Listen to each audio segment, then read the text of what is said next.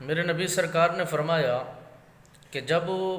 بندہ مومن کسی مومن کے ساتھ ملاقات کرے تو اس حالت میں ملاقات کرے، مسکراتا ہوا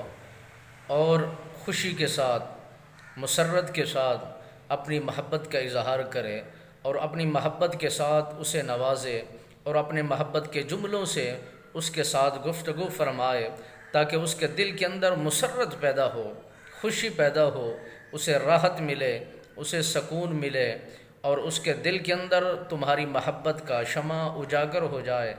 نفرت اگر اس کے دل میں ہے، جب محبت دی جائے گی، محبت کا پیغام دیا جائے گا، محبت اور مسکرانے کے ساتھ اس کے ساتھ کلام کی جائے گی، تو وہ انسان، جوان مسلمان، نبی کا دیوانہ، نبی کا مستانہ، اپنی محبتوں کا اظہار اپنے رنگ میں کرے گا اور محبت کا اظہار اپنی محبت میں اور آپ کی اس دیے ہوئے پیار میں آپ کے ساتھ لگن کے ساتھ وقت دے گا اور محبت کا اظہار کرتے ہوئے آپ کو ہر طرح راضی کرنے کی وہ کوشش کرے گا۔ جب سے ہم نے مسکرانا اور محبت دینا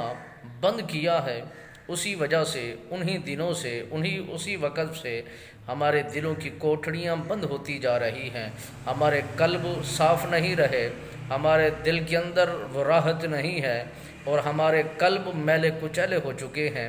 زنگ آلود ہو چکے ہیں۔ جو شریعت کا طریقہ تھا، جو نبیوں کا طریقہ تھا، جو صالحین کا مزاج تھا، جو اولیاء کاملین کا طور طریقہ تھا، ہم نے اسے چھوڑ دیا ہے۔ اس لیے راحت نہیں، اس لیے ہماری زبان کے اندر وہ چاشنی نہیں ہے،